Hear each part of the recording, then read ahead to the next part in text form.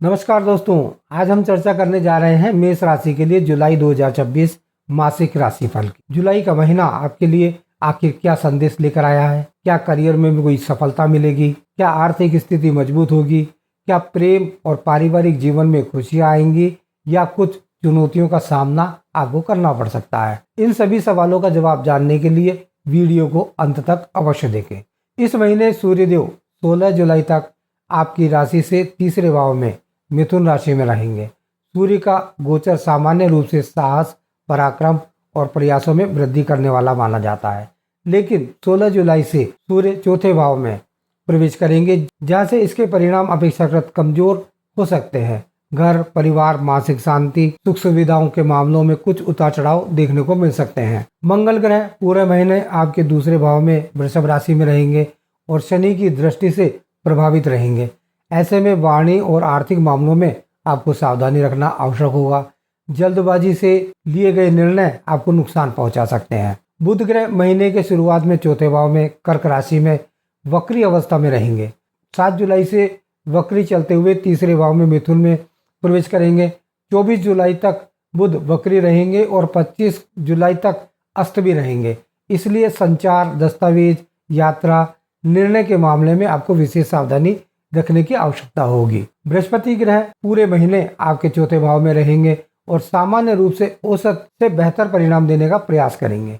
हालांकि 15 जुलाई के बाद बृहस्पति अस्त हो जाएंगे, जिससे कुछ क्षेत्रों में इसके सकारात्मक प्रभावों में कमी देखने को मिल सकती है। शुक्र ग्रह 4 जुलाई से चौथे भाव में रहेंगे और उसके बाद पंचम भाव में प्रवेश करेंगे। पंचम भाव में शुक्र और केतु की युति पूरे महीने बनी रहेगी। छोटे मोटे व्यवधानों के बावजूद शुक्र आपके पक्ष में अच्छे परिणाम देने का प्रयास करेंगे। शनि ग्रह आपके द्वादश भाव में रहेंगे, जो 27 जुलाई के बाद वक्री हो जाएंगे। राहु लाभ भाव में अपने ही नक्षत्र में स्थित रहेंगे, जो आय और लाभ के नए अवसर आपको प्रदान कर सकते हैं। वहीं केतु पंचम भाव में अपने ही नक्षत्र में रहेंगे और मंगल की दृष्टि से प्रभावित रहेंगे। इसलिए प्रेम संबंधों, शिक्षा और संतान से जुड़े मामलों में कुछ सावधानी रखने की आवश्यकता रहेगी। सबसे पहले बात करते हैं भाग्य और कर्म की। जुलाई का महीना का पहला हिस्सा आपके लिए अधिक शुभ रहेगा, इसलिए यदि कोई महत्वपूर्ण कार्य, नया प्रोजेक्ट, निवेश या किसी सहयोग की आवश्यकता आपको है तो उसे महीने के पहले भाग में करने का प्रयास करें। इस दौरान आपके प्रयासों को सफलता मिलने की संभावना बन रही है। अब बात करते हैं प्रेम संबंध और पारिवारिक जीवन की। महीने के पहले भाग में रिश्तों में मधुरता और प्रेम बढ़ाने वाला रहेगा। जीवन साथी और प्रियजनों के साथ अच्छे पल बिताने का अवसर मिलेगा, लेकिन महीने के दूसरे भाग में छोटी मोटी गलतफहमियां या फिर मन को ठेस पहुंचने वाली बात सामने आ सकती है। इसलिए अपनी वाणी और व्यवहार पर संयम बनाए रखें। संतान पक्ष से कुछ चिंता या तनाव भी हो सकता है। परिवार में किसी मांगलिक कार्यक्रम की योजना बन सकती है और परिजनों के साथ यात्रा के योग भी बन रहे हैं। आर्थिक स्थिति की बात करें तो ग्रह आपके पक्ष में है। संपत्ति और स्थायी निवेश से लाभ मिलने की संभावना है। हालांकि भूमि और संपत्ति से जुड़े विवाद भी सामने आ सकते हैं। ऐसे मामलों में विवाद बढ़ाने के बजाय बातचीत और समझदारी से समाधान निकालना आपके लिए बेहतर रहेगा। करियर और व्यवसाय की बात करें तो यह समय आपके लिए शुभ संकेत दे रहा है।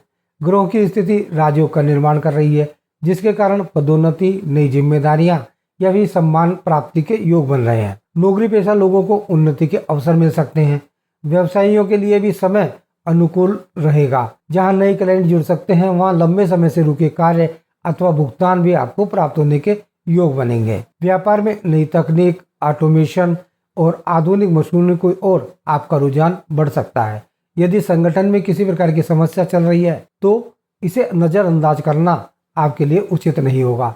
समय रहते समय समाधान निकालें।